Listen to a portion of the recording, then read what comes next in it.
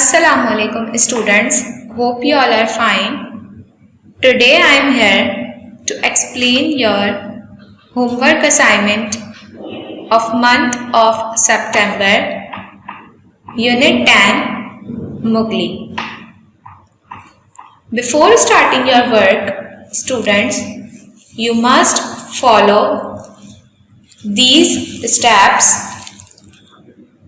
Writing should be neat and clean. Give one finger gap after each word. Margin should be straight. First letter should be capital and ends at full stop. In last video, students, I have already told you about this story, Mowgli. Now, move to the next question of this story.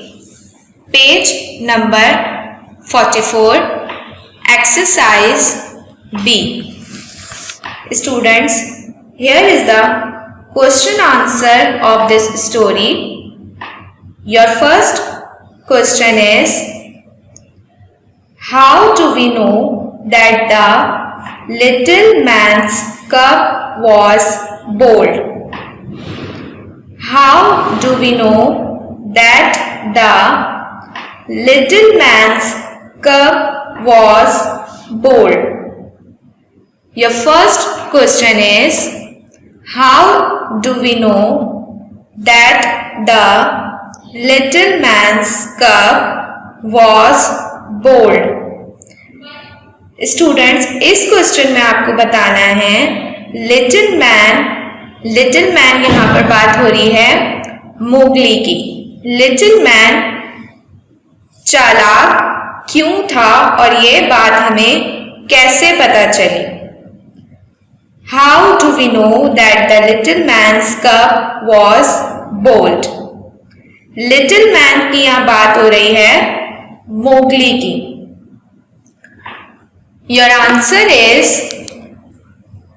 We know that the little man's cub was bold because he was not afraid of Father wolf.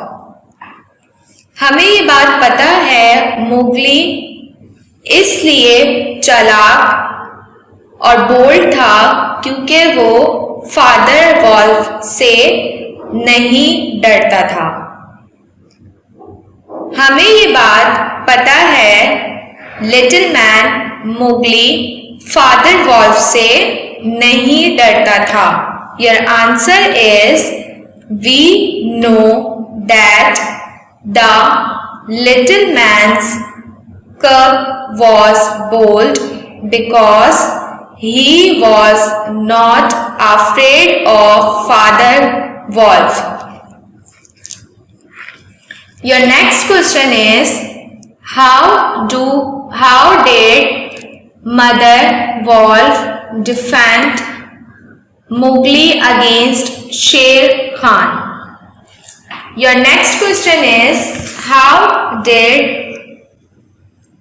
Mother Wolf defend Mowgli against Sher Khan?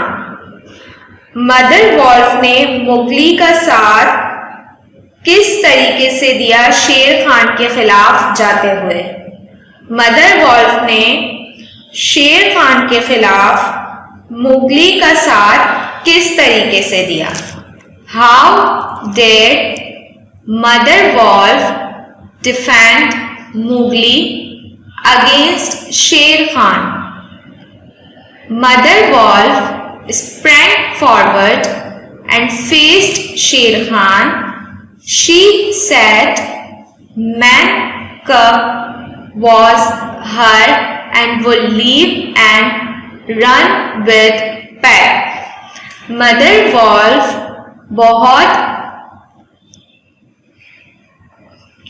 Confidently और तेजी से शेर खान का सामना करके Mowgli से कहती हैं कि तुम यहाँ से भाग जाओ वरना शेर खान तुम्हें मार देगा। मदर वॉल्फ तेजी से शेर खान का सामना करते हुए मोगली से कहती हैं कि तुम यहाँ से भाग जाओ वरना शेर खान तुम्हें मार देगा। मदर वॉल्फ ने शेर खान के खिलाफ जाते हुए इस तरीके से मोगली का साथ दिया, मोगली को वहां से भगा दिया। Your answer is mother wolf sprang forward and faced Sher Khan. She said man cub was her and would leave and run with pack. Your first question is, how do we know that little man's cub was bold? Your next question is, how did Mother Wolf defend Mowgli against Sher Khan? We know that the little man's cub was bold because he was not afraid of Father Wolf. Your next question is, how did Mother Wolf defend Mowgli against Sher Khan? Mother Wolf sprang forward and faced Sher Khan. She said man cub was her and would leave and run with pack. Students, first of all, you have to learn and understand this story carefully. Then you have to do exercise A, match the following words with their meanings, and then you have to do these two questions in your English A copy. Now move to your next question of this homework assignment. Translation. Translation is the communication of meaning of a source language. Translation is the communication of meaning of a source language, which can be converted into different languages. It includes words, grammar, or syntax. Translators have text which can be held into languages which they have translated. It is a useful source of language and it can be used by different users. Translation student basically किसी भी language को convert करने का नाम है, चाहे वो English to Urdu हो, उर्दू टू इंग्लिश हो, फ्रांस टू इंग्लिश हो या इंग्लिश टू फ्रांस। कोई भी लैंग्वेज को ट्रांसलेट करने को हम ट्रांसलेशन कहते हैं। ट्रांसलेट एक या एक से ज़्यादा लैंग्वेजेस में होती है। हम किसी भी ज़बान को किसी भी ज़बान में ट्रांसलेट कर सकते हैं। Here is the written work of translation. Your first tense is वो वर्जिश कर चुका है। Students, हमने जो forms of word पढ़े थे उसी को हम अपने tenses में यूज करते हैं और ट्रांसलेशन में यूज करते हैं। जैसे कि आपका पहला सेंटेंस है वो वर्जिश कर चुका है, यहाँ वो की बात हो रही है। अब हमें ये वो कैसे पता चलेगा कि वो लड़का है, लड़की है, एक है या एक से ज़्यादा इंसान है। जब हम आगे पढ़ते हैं तो हमें पूरे सेंटेंस का मतलब पता चल जाता है, हमारे माइंड में ये बात आ जाती है कि कौन सा टेंस है, प्रेजेंट है, पास्ट है या फ्यूचर है। अब आप देख सकते हैं वो वर्जिश कर चुका है। कर चुका से हमें पता चल गया यहाँ कि किसकी बात हो रही है, लड़के की बात हो रही है। अगर कर चुके होते तो यहाँ बहुत सारे लोग होते, अगर यहाँ कर चुकी होती तो एक लड़की होती।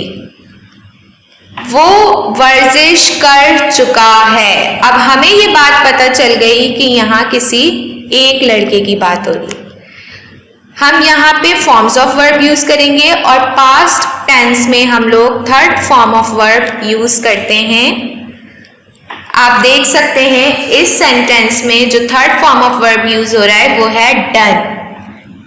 वो वर्जिश कर चुका है, वो की जगह आ जाएगा ही, और ही इसलिए आया क्योंकि यहाँ किसी एक लड़के की बात हो रही है। ही हेल्पिंग वर्ब यहाँ आ गया हैज, क्योंकि पास्ट टेंस में हैज और हैव हेल्पिंग वर्ब होता है, इसलिए यहाँ ही हैज और डन हमारे पास यहाँ पे फॉर्म ऑफ वर्ब आ गया। और थर्ड फॉर्म ऑफ वर्ब हम यूज करते हैं पास्ट टेंस में, ही हैज डन एक्सरसाइज। ये बात आप लोग स्टूडेंट याद रखिएगा कि हम लोग पास्ट टेंस में third form of verb use करते हैं। योर नेक्स्ट सेंटेंसेस, हम कभी वहां नहीं गए। अब यहाँ हम की बात हो रही है तो एक या एक से ज्यादा लोग हैं।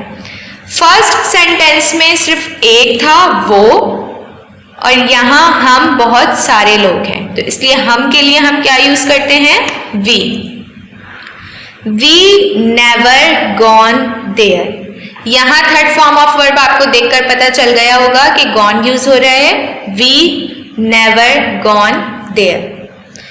क्या अम्मी खाना बना चुकी हैं। अब यहाँ स्टूडेंट आप लोग देख सकते हैं, आपको लास्ट में एक क्वेश्चन मार्क नजर आ रहा होगा। तो क्वेश्चन मार्क जब भी लगता है वो कोई भी सवाल होता है या कोई हमसे पूछ रहा होता है या हम किसी से पूछ रहे होते हैं। क्या अम्मी खाना बना चुकी हैं, तो ये स्टूडेंट्स आप लोगों के लिए क्वेश्चन मार्क है। Has mother cooked meal. क्या आप काम कर चुके हैं, ये भी आपके लिए पास्ट टेंस है। Have you done work. मैंने काम कर लिया था, ये भी आप लोगों के लिए पास्ट टेंस है। I completed my work. मैंने काम कर लिया था। ये सेंटेंसेस स्टूडेंट्स आप लोग अपने डेली रूटीन में भी बोल सकते हैं और कोशिश करिए कि इससे ज़्यादा सेंटेंसेस डेली रूटीन में बनाएं और इसको यूज़ करें। मैंने काम कर लिया था, अब आप लोगों को ये नहीं कहना आई कंप्लीटेड माई वर्क। आप लोग अपने घर में अपनी अम्मी से पूछते होंगे क्या आप काम कर चुके हैं। आप लोग अपने घर में किसी से भी पूछ सकते हैं, तो आप क्या बोलेंगे, हैव यू डन वर्क। क्या अम्मी खाना बना चुकी हैं, हैज मदर कुक्ड मील। हम कभी वहां नहीं गए, वी नेवर गॉन देयर। वो वर्जिश कर चुका है, ही हैज डन एक्सरसाइज। तो स्टूडेंट्स आप लोगों को ये ट्रांसलेशन समझ आ चुके होंगे जो आप अपनी डेली रूटीन में आप यूज करेंगे। ठीक है, now move to your next question. Translation is not a matter of words only, it is a matter of making intelligible a whole culture. अच्छा स्टूडेंट्स, अब ट्रांसलेशन के बारे में मैंने आपको बताया था, ये एक और एग्जाम्पल है। ट्रांसलेशन सिर्फ वर्ड्स का मैटर नहीं होता, सिर्फ हमें एक वर्ड के मीनिंग पता नहीं चलते, लेकिन हमें उससे नॉलेज भी मिलती है।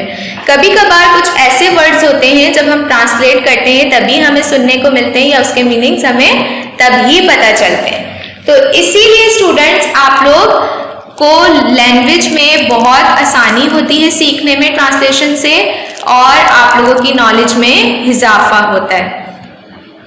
Now move to your last question. A visit to a book fair. अब ये कौन सा विजिट है? बुक फेयर का विजिट है। ये किसी जू का या किसी पार्क का विजिट नहीं है स्टूडेंट्स, ये आप लोगों की नॉलेज का विजिट है, बुक फेयर, जो आप लोगों को लाजमी विजिट करना चाहिए, जहां किताबों की नुमाइश और किताबों का जखीरा होता है। लातादाद और अनलिमिटेड बुक्स होती हैं डिफरेंट लैंग्वेजेस में, जो आप वहां जाके पढ़ते हैं या इशू कर लेते हैं या परचेज करके घर ले आते हैं। तो आप लोगों को जाना चाहिए, विजिट करना चाहिए और उसके ऊपर फिर ऐसे लिखना चाहिए, a visit to a book fair.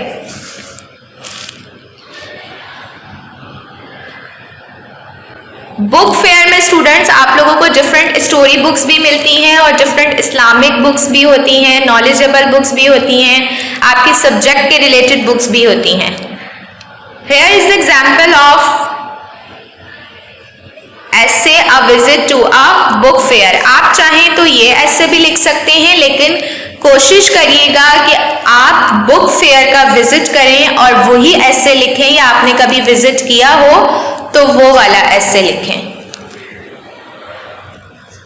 If you have any problem और डिफिकल्टी